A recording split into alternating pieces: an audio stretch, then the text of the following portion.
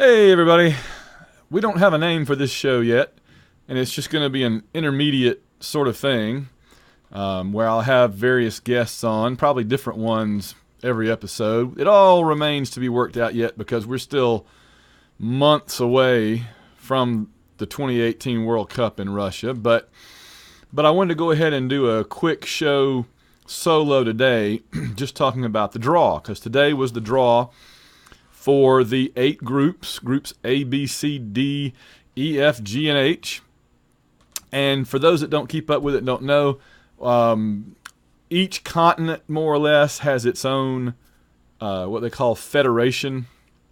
The United States is in CONCACAF, which is basically North America and Central America and the Caribbean. And, Europe has UEFA. South America has what they call CONMEBOL, which is weird, and so on. And so each of those federations is allowed a certain predetermined number of teams that get into the 32, currently it's 32 team field next year in Russia. Now, they use various formulas to determine how many teams each federation gets into the World Cup.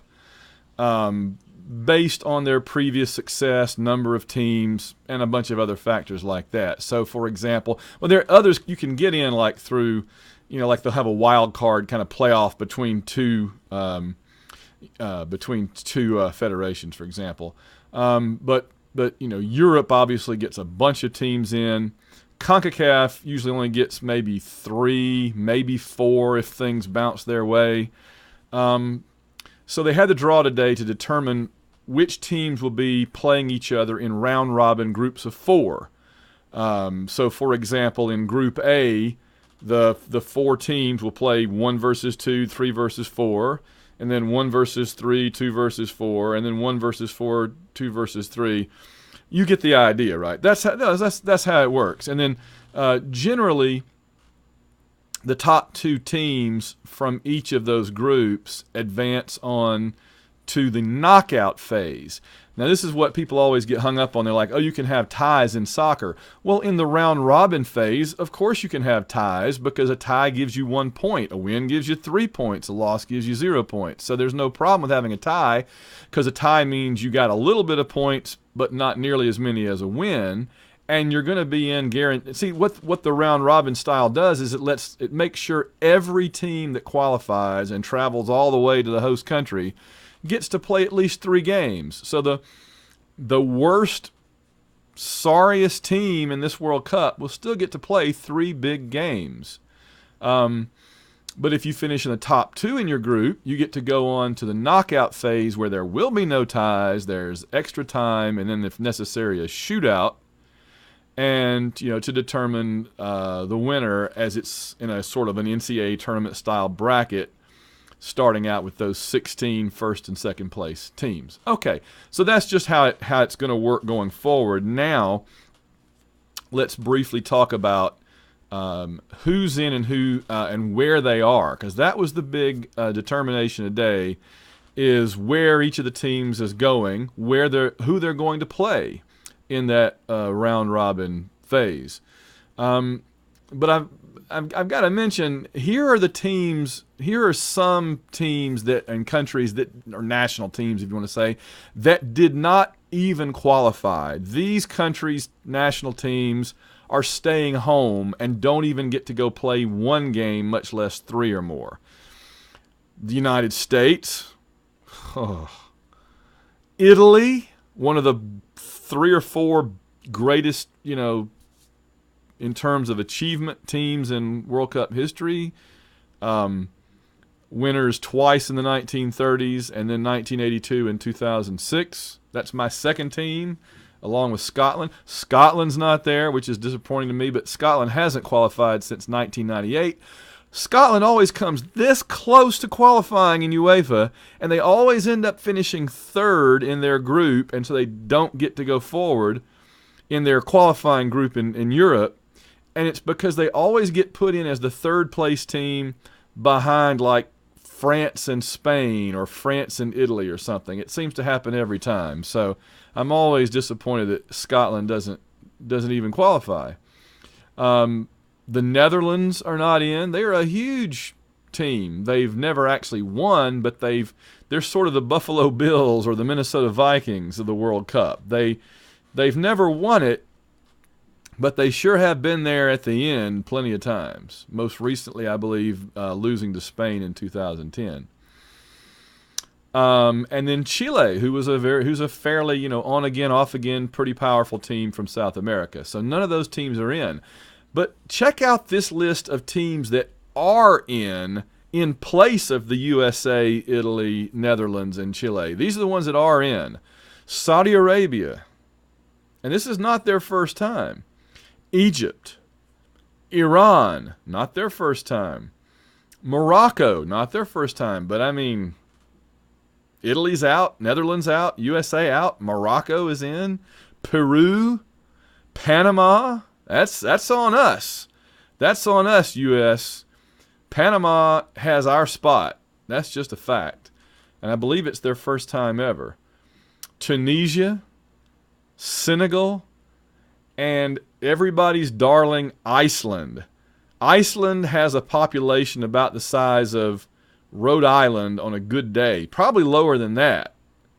And yet, probably the size of like North Dakota. Maybe lower than that. Maybe Wyoming, maybe lower than that. And yet Iceland is in. Now, when the World Cup rolls around next summer, I will root for Iceland among certain other teams that I, halfway like. But right now, I'm just jealous of them. I got no Iceland love right now. Come next summer when it's totally sunk in that the U.S. is not in, Italy's not in, Scotland's not in, and all I've got left is Argentina among my pet teams, right? Argentina's the only one that got in. They barely got in. Come next summer when the World Cup starts, man, I'll be cheering Iceland on like crazy. But for right now, dang it, Iceland.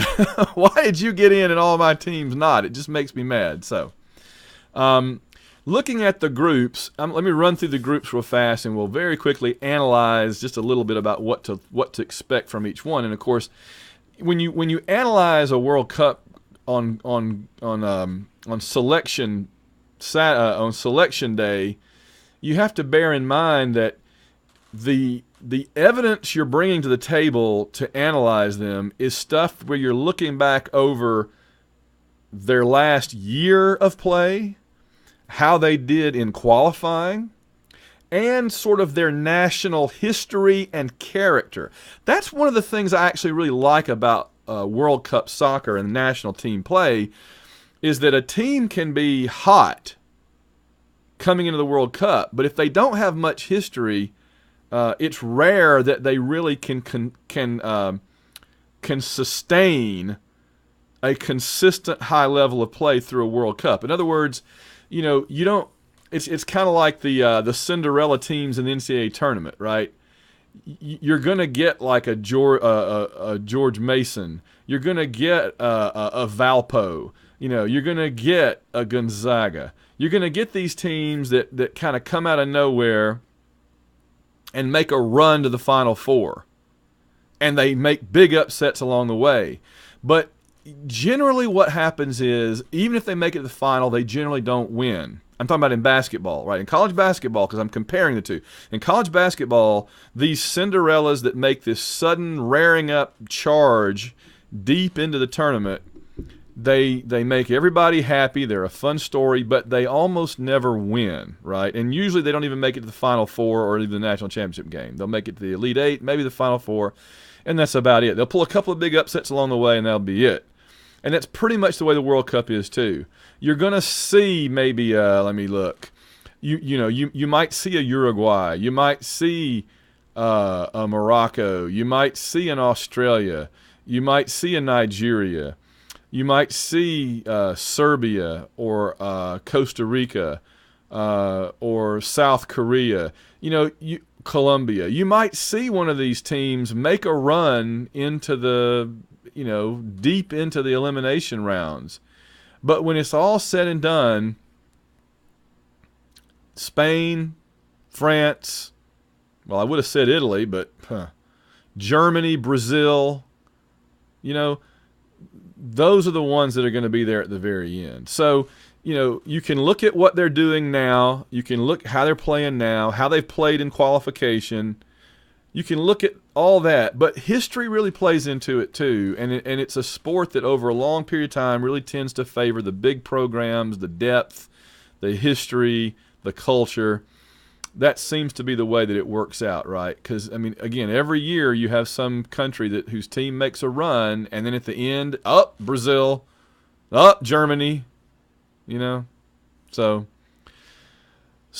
I don't really see a group of death here. Let's run through them. Group A, Russia as the host starts out in Group A, and man, they got something. If you could have drawn up a draw for Russia to get in the second round, and you as a host you want to get in the second round. Hosts pretty much always get in the second round.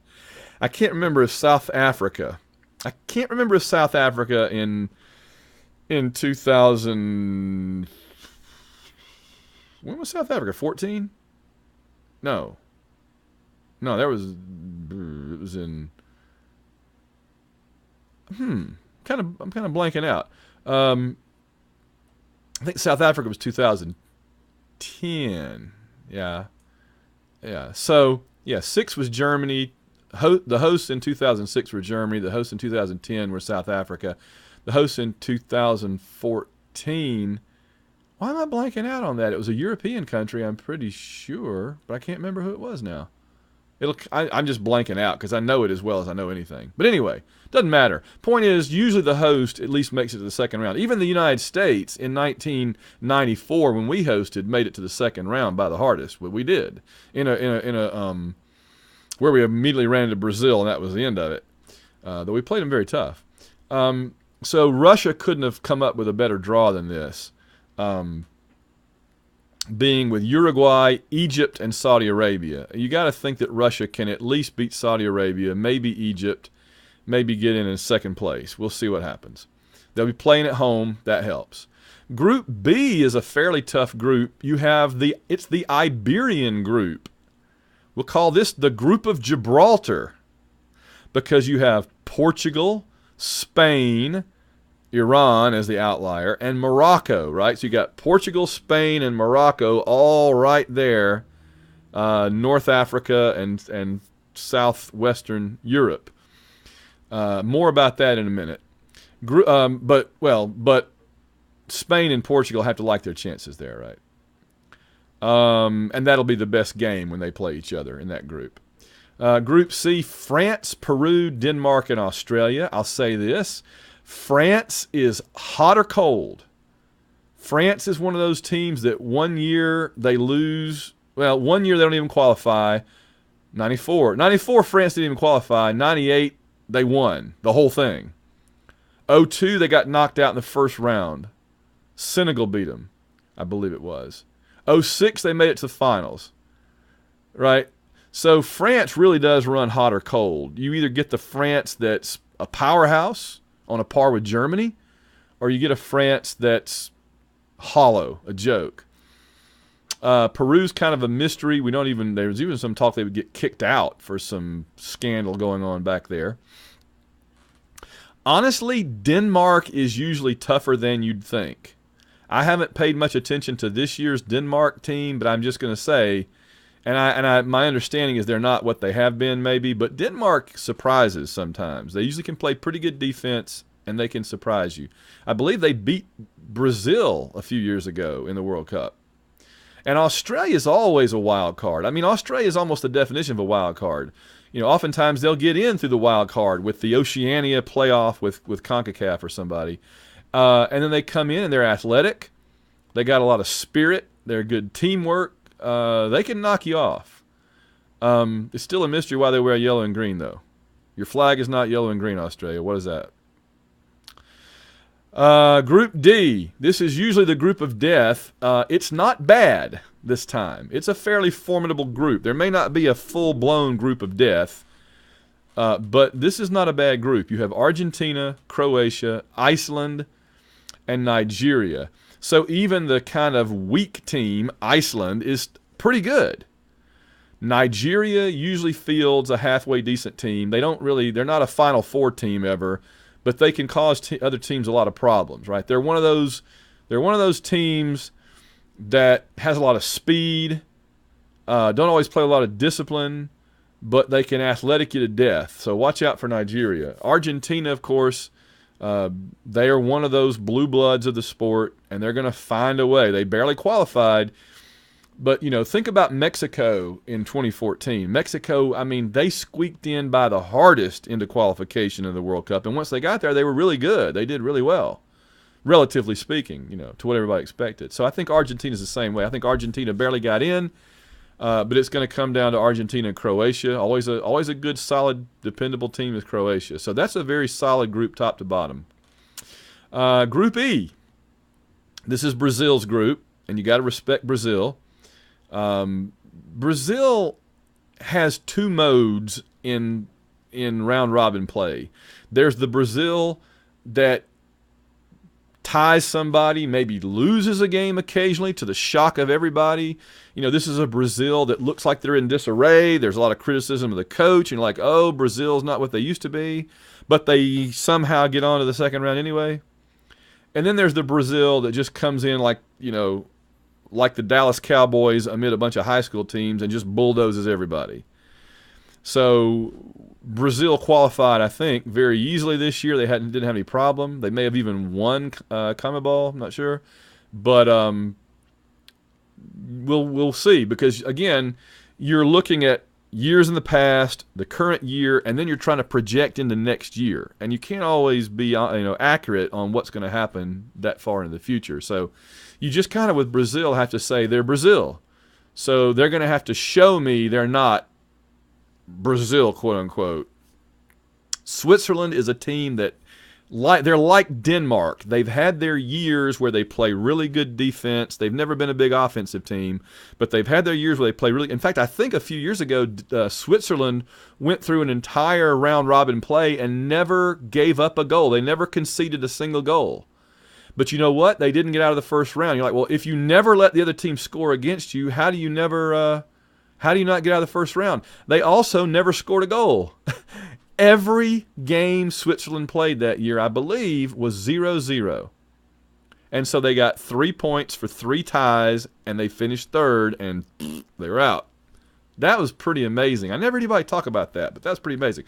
Costa Rica made a good run last time, and we know they're a tough team, firsthand from playing the U.S., and Serbia is usually a fairly good team as well. So Group E is not a slouch either. Brazil has, those are 3 teams Brazil should beat, but it's not like Russia's group where they, if you swapped Russia and Brazil, Brazil wouldn't lose a point. They'd go through with 9 points, 3 wins, and Russia probably wouldn't get out of the group. So it worked out very well for Russia, but Brazil should still not have that big of a problem. 3 groups to go. Group F is Germany's group, but there's Mexico as the second team in that group, and Mexico never really does what we kind of hope they will. I know some Americans look at Mexico as the big rival, the arch enemy, and they don't want Mexico to do anything at all. I like Mexico, and I want them to do well. I don't want them to beat us, but I want them to do well because they're our other big team in this federation. So I want Mexico to do well. I like Mexico, and I don't like some of their fans, but I like Mexico as a team. But they never quite get as far as you think they can go. Mexico, a lot of the time, Mexico plays like a discount version of Argentina. In other words, they can be really good, but they fall short. And so I want Mexico to do well. But being in the group with Germany, with Sweden, now this is not the Sweden we've seen in some years past. It's kind of a mediocre Sweden. And then South Korea. Don't sleep on South Korea. South Korea, in terms of what they call, like in England, they call work rate, which we would call maybe work ethic or whatever.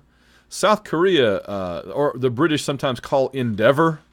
That's like a term that means they just get out there and they're relentless. They may not have the best athletes, but they may not have like the star striker that can score on anybody, but they'll go out there, like we think of them like a service academy in college football, or like Princeton in NCAA basketball.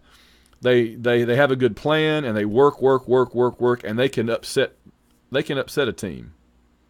So I think Group F is better than some think, and I think Germany should win it pretty easily, but Mexico is going to have a time on their hands finishing second. We'll see. Last two.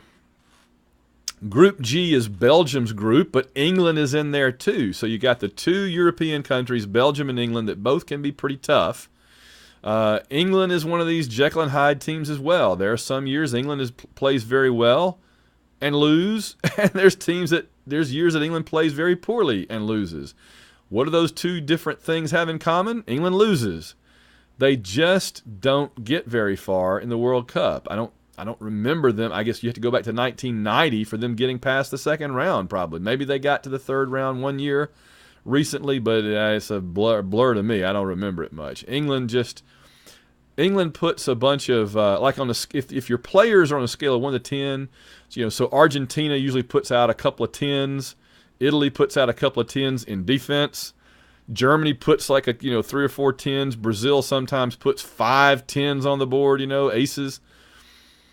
England puts a bunch of 7s out there and then works really hard, and that often gets them out of the first round. Sometimes it doesn't. We'll see. I'll cheer for England this time because I'm low on teams to support. But Belgium and England look like the class of this division. Tunisia's been there before. They're not horrible. You'd look at Tunisia and think, Tunisia? Tunisia, really? But they're okay. And then Panama, hey, they got in ahead of us, so they're not terrible. But you got to think Belgium and England. And then finally, Group H. This is a kind of an odd, I don't know what to make of Group H. Poland was a top-tier team qualifying out of UEFA. I've got to think that was a combination of Poland being pretty good and maybe having a favorable qualification group in UEFA. I don't remember. I've looked at it pretty thoroughly, but I can't remember off the top of my head who Poland had to beat out for this spot. But Poland's had their years when they've been very good. They've also had their years they didn't even qualify or were kind of mediocre. We can't say right now how good Poland's going to be come next summer, but I'm just going to go ahead and say this is a group they should get out of. Colombia, they have their moments, right? We saw in the last World Cup, Colombia played very well. And then the other two teams in that group are Senegal and Japan. Japan is another team that they're like a slightly poor man's version of Korea in the sense that they don't have the super stud players, but they work really hard. They've just not quite accomplished as much as South Korea has. Japan is, they're better than the average low-level CONCACAF team. They win the Asian group. Not win it, but they qualify out of it. But I don't look for huge things out of Japan. I hope they do. I like them. I think they're a cool team. I like their uniforms usually. They've had some really cool uniforms over the years. That goes a long way with me. I'm superficial. Senegal has had their moments too. In fact, I think they were the ones that beat France back a few years ago when France were the defending champions, in fact. So Poland has got to be the favorite, but Colombia may be the favorite in this group really when you think about it. But it's kind of a mediocre group. So there you go. There's the 8 groups. Now, like I said, a lot of the time it comes down to how UEFA seeds their groups because, Italy gets left out. I understand. Italy just didn't play as well this year as Italian teams in the past have. I hate it, but that's just, if they don't deserve to be there, they don't deserve to be there. But Italy was in a tougher group.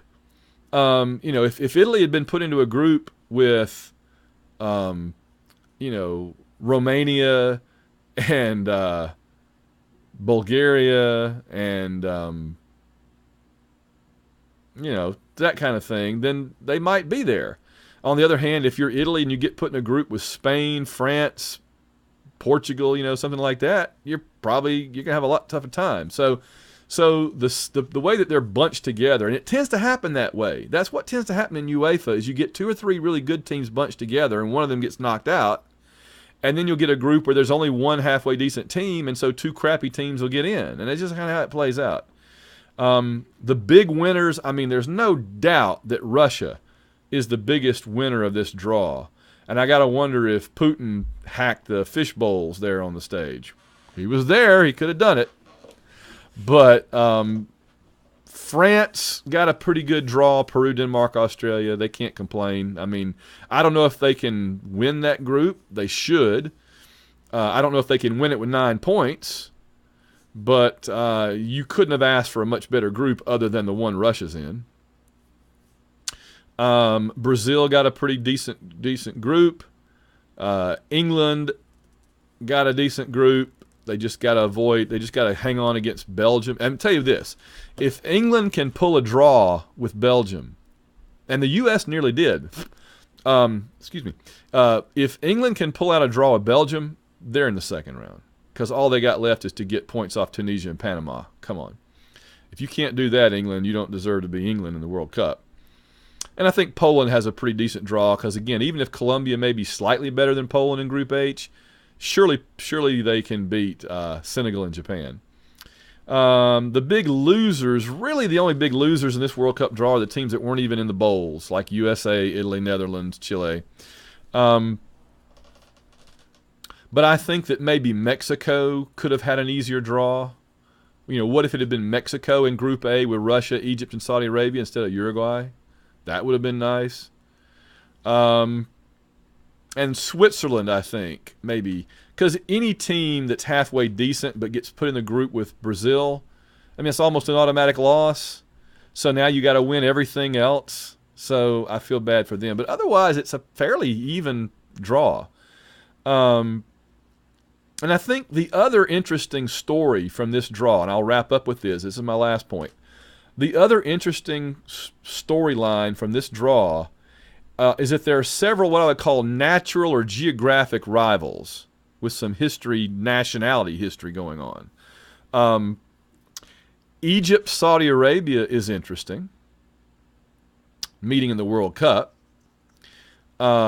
Portugal, Spain is interesting. A little Treaty of Tordesillas Bowl. Ooh, going on there. Look it up. Wikipedia is your friend. Treaty of Tordesillas Bowl. And I got to remember that. And Spain, Morocco in that group, right? Because Spain and Morocco, they've had a long-standing relationship there in North Africa with colonization and all that. So again, I call that the Gibraltar Bowl. It's too bad it's not Portugal, Spain, England, and Morocco, because then it would totally be the Gibraltar group. And if they were all in Group G, the group of Gibraltar, that would be awesome. But, close enough. So, a couple of others. I would just say Argentina, Nigeria being in the same group. This is like my Auburn friends out there will get this reference. Argentina, Nigeria in the same group is like Auburn, Clemson. Right? You're not from the same quote-unquote conference, and yet somehow you end up playing each other all the time. Argentina and Nigeria end up playing each other more than Argentina's played South American teams, it seems like, or Nigeria's played African teams. So that's just a weird deal. They always seem to play each other. All right, so that's my look at the groups. I guess when we'll do shows going forward, I may get a couple of guests on, and we'll do some predictions.